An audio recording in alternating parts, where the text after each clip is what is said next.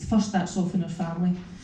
So when we're kind of growing up, we'll be given certain rules, we'll be expected to do certain stuff.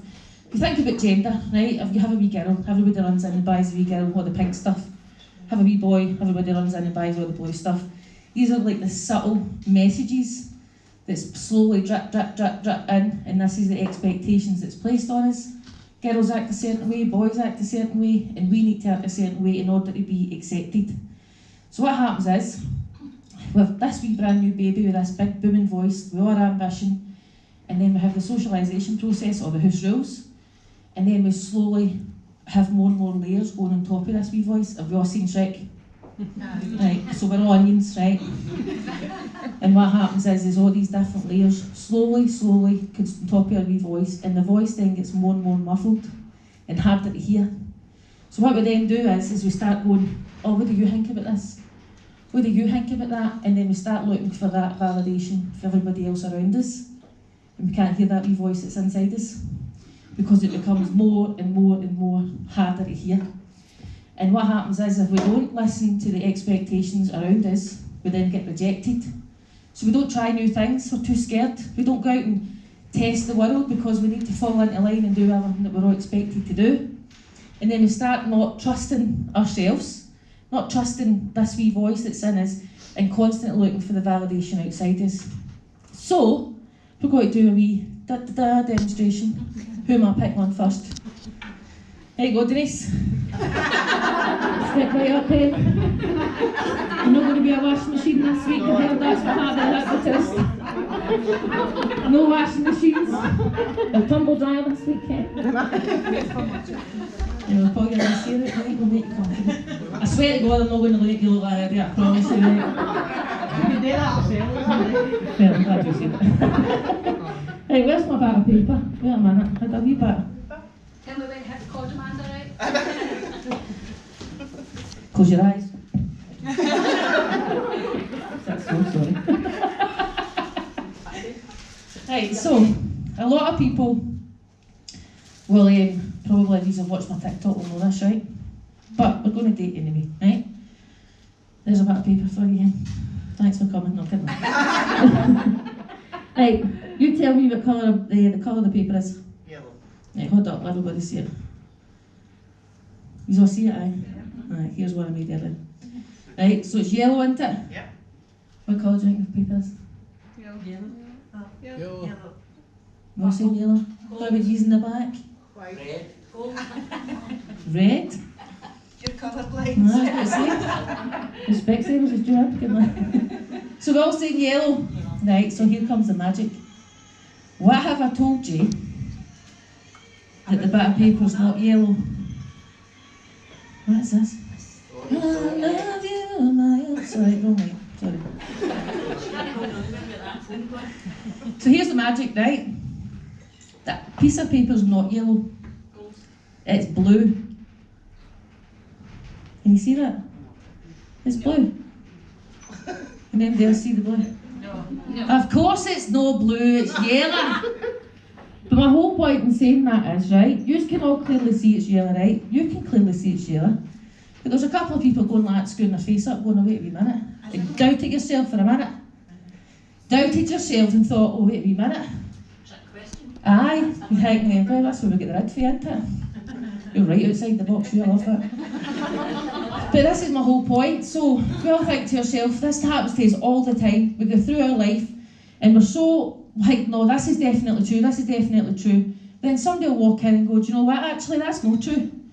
You think you're the bee's knees and somebody walks in and goes, no, you're crap. And what do? We instantly believe it. Do you know what I mean? We instantly go to yourself, oh no, they think we're crap. What makes them any more right than us? And we question ourselves all the time. We constantly look for people all the time to... Sorry, go for you. I'll bring you back up, get another demonstration for you later. She did tell me, by the way, she gave me the whole, by the way, thumbs up, not that earlier on. Aye, so, what was I saying? Aye, so my whole point in saying it is we instantly believe other people, we believe this external information and don't listen to this wee tiny voice that's inside us because it's all muffled with all these different expectations. And it doesn't get any easier when it comes to social media because we're constantly comparing ourselves, going, oh my God, she looks amazing, oh my God, look at their house, oh my God, they've got 10 jobs and 14 weddings, and we constantly look at everybody else and compare ourselves. We don't actually look at the magic that's already in us. We don't look at how wonderful we already are. And there was a bit of research that was done, I don't know if any of you have seen it was on Facebook, obviously. And there was a bit of research that was done, and it was a woman that worked in, it was like an old folks home or a hospice or something like that. And what she done was she spoke to kind of patients that were going to pass on, was going to pass away, and asked them, if you could relive your life again, what would it be, or what's the lessons you've learned for the life you've lived, or whatever. So a couple of them had said, oh, I wished I had been happy, or I wished I had kept friendships longer, or I wish I had done this, or I wish I'd done that. But the number one thing was, I wished I never lived my life through the expectations of others. Can you imagine how freeing life would be if we just let go of the expectations of others? If we woke up one day with amnesia, right? We didn't have attachments to anybody, we didn't have these expectations, we just woke up and lived our life for us. Like, I'm not saying run about telling everybody F off and all that, right? We still have to like draw the line somewhere, do you know what I mean? But if we didn't constantly people please all the time and constantly look for validation and spread ourselves so thin, because what happens is you end up burning yourself out, and then you end up raging with people, or you end up shouting at your veins, or you end up pissed off with people because you're spread so thin, because you're constantly looking to please everybody else and work your way through everybody else's expectations. So my whole point is listen to your wee voice inside yourself, follow your dreams, do you know what I mean? Like, I was actually talking today about my wee boy, Caden, as most of you know, obviously. Caden, he's a character. He's definitely going to take over the world one day. You're just riding out the storm, aren't you, Stephen? And it's funny because I always kind of look to him, because children have got it made, man. Children know, because they're younger, they've not been as conditioned as we have to kind of grow into all these expectations and do this. And like, see if they're not happy, they're having a tantrum. They're quite right. I'm not saying everybody to roll about as they're raging, right? But they know if they're not happy, they're going to tell you about it, and that's the right way to do it. Do you know what I mean? Like, I'm not saying going up and shout at everybody and all that, but if you're not happy and you're angry or you're upset, then it's all right for that to be. We're taught all the time to suppress anger. Anger's a healthy emotion. It's suppressed anger that's not healthy, and it comes out as aggression or displaced anger or whatever else, and that's when you start feeling bad and whatever else. And when you push through all these emotions, that's why we end up anxious as well. And a lot of people are suffering from anxiety now. It's really, really difficult. But, this might be controversial, but anxiety can actually be seen as a gift, right? He's like, what? Because anxiety is like a warning system. It's telling us that something's not right. Our body is so clever at telling us when something's not right. And when anxiety pops up, it's our body going, this isn't right, something's not right in the environment, we need to change something. But what we end up doing is looking for the problem inside ourselves. And that's how society is constructed as well, especially with people with mental health issues. People with mental health issues are absolute rock stars because they're the most resilient people in the world. Everything that they go through, and they still get up every morning, they're still doing what they're doing, and still fighting. Imagine having that internal battle all the time. I mean, how hard is that? But anxiety is telling us that something's not right. And if you think of a flower, right? You put a flower into a dark room with no water, and the flower's not growing. What do? You move the flower into a better lighted room and start watering it. So you look for the issue in the environment, not within the flower. And we need to be doing that with ourselves, because we're constantly blaming ourselves all the time, like we're crap. Like, it's us, there's something wrong with us. No, everybody's absolutely wonderful if we're all given in the right environment and give ourselves half a chance. Do you know what I mean? I was talking about Caden and expectations. So the day, as per usual, I'm running up late for school run and all that. I was just telling the lassies I still now. So, piling out the motor, gets Caleb out, jacket on, bag on, sits him on the path. The school's at the other end of the road. So I says, right, you stand up in that path, you just stand there now, son. And then Caden comes bounding out the motor. I know what he's like in his own time. So then, starts getting Caden ready, and out the corner of my eye, the bell goes, and out the corner of my eye, I seen Caleb going, lad, to run right onto the road. And I turned around and I grabbed him and I went, Caleb, I says, you can't run onto the road, son. I says, you need to wait your mum. And Caden's like, Mum, it's just a bell. Like, you don't need to care about that. Like, you just went, Caleb, relax, mate, it's just a bell. And I'm like, that, see, Caden, he's just no interested in rules, he's no interested in expectations, he's no interested in fitting in a box. And that's how it should be.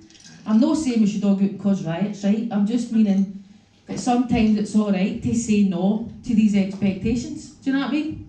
And then see how we get on with it. So I'm going to do one more thing, and then I'll leave these alone. Thank you so much for listening, I so appreciate it. I've got hundreds of stuff on that TikTok, get me all followed, everybody's. And then we'll go to SEC next time, right? Yes! So what I want you to all do is, I don't know if a lot of you have seen this, right? So I want you to all think of somebody that you love and admire, right? I'll give you a minute. Everybody think of somebody you love, right? You can surely all think of one person you love. Come on now, Lindsay. Did you pick the lobby? Listen, you can keep that in your head, right? I'll not get you up and shake hand, don't worry. Pick an animal if you want, that's the go. So pick somebody that you love, right? And now I want you to all think of the reasons why you love this animal or this person, right? So everybody think there is the reason why. So who can I pick on then? Who we got? Somebody. You're all looking the other way, Denise. No, don't need to tell me who it is. Do you want to tell me who it is? My sister. Right, so why did you pick your sister? It's because she's a great mother, she deals with a lot, she's got 3 kids at different ages, one with additional needs, and she just gets up every morning and gets on with it, and she does that with not a lot of sleep either, and she just... So she's hard she working, just gets determined, she just full of gets on love. with it Yeah. So the reason why I've asked you to do this is because you can only see these things in these other people because they're all part of you. Otherwise you wouldn't be able to see it. So see everything that you've just said about your, other than the mum part, unless, not mean you're not telling us some. But you're obviously hard working, you must be determined, very loving, and that's the reason why you see it. Otherwise, you wouldn't be able to see it.